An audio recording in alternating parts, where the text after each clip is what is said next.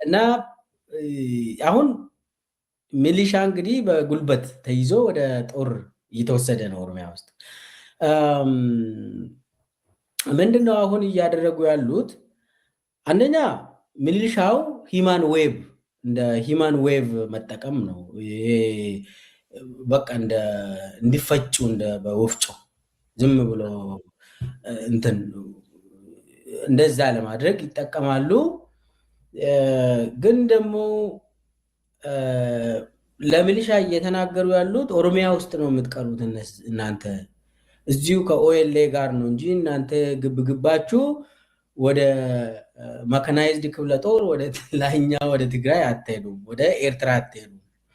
ብሎ ለነሱ ይነግራሉ። ኣብ ፀጥታዊ ትካል ብልፅግና እንታይ እዩ ኣጋጢሙ ዝበሃል ዘሎ? ኣብ ጨፌ ኦሮሚያ ወይ ቤት ምክሪ ካውንስል ናይ ኦሮሚያ ወይ ዞባ ኦሮሚያ እንታይ እዩ ዝስማዕ ዘሎ? ኤሊታት ኦሮሞ ኣብ ጉዳይ ምስ ብልፅግና ዝወገኑ ጀነራላት ተጋሩ እንታይ ዓይነት ነቐፌታ እዩ ዝቐርበሎም ዘሎ? ኤርትራ ማለት ሰብ ዘይብላ ምድረ በዳ ናይ ሽማግለታት ሃገርያ ዝኾነ ዝዋግኣና ሓይሊ የለን እሞንኒ እናበለ ኣብይ የጓሳጉስ ኣሎ ኢሎሞ ግፋታት ምልሻታትን ተቃውሞታት ብዝምልከትን ካልእ ዝተዳለዎ ትንተናሉ ማቴዎስ ዘለኣለም ኣዳልይወሉ ድሕሪ ዝሓፃር መሰጋገር ክምለስ ኢና። ንስኹም ድማ ከምቲ ልሙድ ናብ ኩሉ ንቕባፃ ላይክ ሼር ሳብስክራይብ ግብሩ ብትሕትና እናተላበና ክሳብ ዛ ሓፃር መሰጋገሪ ክንመለሰኩም ኢና። ዶክተር አብይ ደግሜ ደጋግሜ ተናግሬዋለሁ። ትልቁ ጥንካሬውና በጣም የሚያስደስተኝ ደጋፊዎቹን የማዋረድ አቅሙ ከፍተኛ አሳይቷቸዋል። ዶክተር አብይ ደግሜ ደጋግሜ ተናግሬዋለሁ። ትልቁ ጥንካሬውና በጣም የሚያስደስተኝ ደጋፊዎቹን የማዋረድ አቅሙ ከፍተኛ አሳይቷቸዋል። ድሕሪ ሮይተርስ ዘቃልዖ ንዓለም ዘቃልዖ ምስጢር ኣብይ ከምታ ኣብዛ ሳለስቲ ዝገመትናያ ፀጥታዊ ቅልውላው ገጢሞ ኣሎ። እዚ ብዙሕ ሰብ ትፅቢት ዝገበረሉ ቅልውላው ነይሩ። ምክንያቱ ኣብ ውሽጢ ፀጥታዊ ትካሉ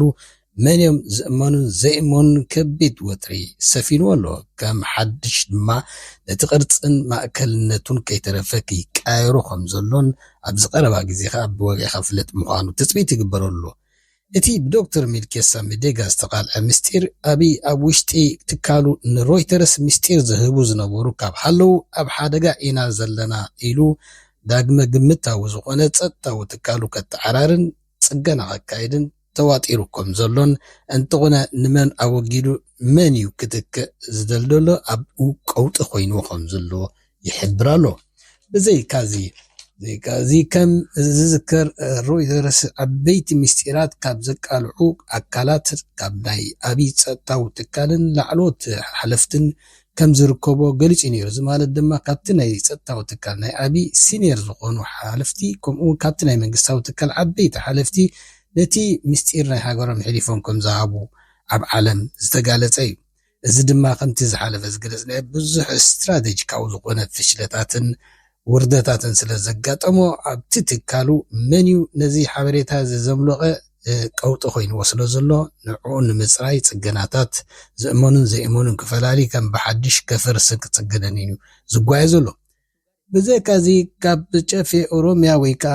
ባይቶ ናይ ኦሮሚያ ማለት እዩ ብርክት ዝበሉ ኣባላት እዚ ሰይጣን እዚ ኣብይ ብኸመይ ይጠፍኣና ዋላ ዝተወደበ ሰይጣን ተዘህሉ ንሕና ኣብ ጎኑ እቲ ሰይጣን ኮይና ነዚ ሰብዚ ንምእላይ መሓገዝና ክብሉ ብርቱዕ ፅልእን ቂምታን ክሓዲሮም ከም ዘሎ የቃልዑ ኣለዉ። እዚ ድማ ዶክተር ሚልኬሳ ካብ ዝገለፆ ሓደ ዓበይቲ ምስጢራት ኮይኑ መዓስ ዝጥራይ እቲ ኣብይ ንውግእ ዝህንደት ዘሎ ዓቕሚ ሃልይዎ ዘይኮነ ኢማራት ብርቱዕ ፀቕጢ ከም ዝገበረትሉን ክሳብ ሕጂ ልዕሊ 15 ቢልዮን ወፃኢታት ጌርናልካ ዛጌት ዝኾነ ዝስራሕካዮ ነገር የለን። እንታይ ኣካል ኣብቲ ባይታ ዘሎ ብግልፂ ንገረና ሪፖርት ሃበና እናበሉ ብርቱዕ ፀቕጢ ይገብርሉ ስለ ዘለው እቲ ኣብ ልዕሊ ፋኖ ይኹን ቲዲኤፍ ዝካየድ ዘሎ ስታይ ኢኻ ትፅበ ዘለካ በዚ ፅምዶ እናበሉ ድሕር ዳኣ ነቲ ንሕና ዘፍሰስናሉ ክንደይ ቢልዮናት ወፍሪ ዘፍሰስናሉ ሓደጋ ዝፈጥሩሉ ኮይኖም ኣብ ሓደጋ ኢና ዘለና ክሳዕ ከይተቋርፆውን ፍርሒ ስለ ዝሓድሮ ነዚ ድርኺት እዚ ክብል ተዘይኮይኑ ዓቕሚ ዝበሃል የብሉን ክብል ዶክተር ሚልኬሳ ይገልፅ። እዚ ድማኒ نتي أبي بهوتوس ريبورت نايتي هلو كنتات كجلس أن يسلزله حجون ذكروا زله كيد وفر حادي ولوتي أمس بتي بسودان بتي بجلة تواتيرنا على نايزل أبز وانز كل سب كمز كاتور زله إمارات بوجن ناي ليبيا بوجن ناي يمنن بوجن ناي السودان ناتسعرت سلزلا تسفى مقراء سلزلو اتي مسعبي تقول ركبنا بحدقا خاطو تقولو خمزلو يزقل زلو حجد ما ناي تقراي إيرتران أم حارين سمدو غيروم انتاي عينت حدقا خصاب زور دلنا هاد بزل خا كولو ساتم يمدر غيروم ريز بلالو دكتور ميلكيسا أبي أبزو بادو مويالة مالت كابز كلو تناي دوب كينيا زلو مالتي ويك أزو بادو كاب حافشا بمولو ذي أعوذ نبرا السراويت ناب أواساق إزولي رهاب أواساون ناب سمين قصو يقوارت كمزلو كسا معاسيو اتقلو مقورات كازلو سيتي سراويت بهال أمولو ماكل دوبوبن أب معرابن دنور بمولو أوتيو ناب سمين قصو يزوفرو زلو إذا دمان بزوحنا تهزبي برتو شغلتات قيلو انتغن زي بايتا زي نتم أولا برتو عدل ويك هذا حسبوا حقات عمسلز فطروا لهم أبعال شواربيد مالت تغاطتنا زيت فلتوا 230 كيلومتر كم عديسا أخوينا أزيا استراتيجيكاويتها بزدماني مع عليا زي بلو مكاينن سراويتن يعني لولو بزوعكا يقسقسالو دقاو مخاصل زي اللي أبتي زبا أوروميا سفيح ناي موبيليتي عدلات تفتير اللو خمزلو يزقل زلو إزدما قال استراتيجيك سترسي مالتي ناري زي كازي دكتور ميلكيسا نقم بعال جيتاچو ردان ساموراي يونسن صادق أنن مسلتو من زعمسولو أباغوناتات ويكا أزيد أنتو يزقزنا أباغونا ناي تግራይ كوليلو دقول صمزلو غوبنا مالت سيتي ناي منيلك أشكر زنبر راس غوبنا زبلو غوبنا ጫዳ ዝብሎ ዳጫ قبلي غوبنا ዳጫ حد خابتم أورومو كاب أورومو زولت كنسو أورومو زدقع نبرم سمينين كوينو إيو زيم كأني ناي تقراي قواناتات ناولو يباج ولا مالو زم إليتات ناي أورومو مالتي نمن نوعال جيتاچو نوعال صادقان نوعال سامورا نوعال تمنقاق نوعال تي زي آمينا شما زي زمي جنرال باچا دبلك تصاوتلا زوع نبرو هوتيل كويني سولا زي كيريا زولا نعن نقولهم يلا وصلا مالو مالتي أب جزء من يديك راس جوانا خذ داتشة كاب أورومو زولت كنسو مس ميليك كوينو نهزب أورومو زجف كدع أورومو تايو يبل دكتور ميلكيسا حجما هزبي إليتات ناي أورومو نتبع الجيتاچو ردان بعد ساموران بعد صادقان زري وزلو فوسكوس جواناتات ناي إرترا خلو يباچو لهم كم زلو يغريتو زي بعل إليتات تجارون هزب تجراين عبي بردتي وزي جزاء رسم كم زيرهم رسم تواريدهم نزب تجراي زوارو زلو مالدي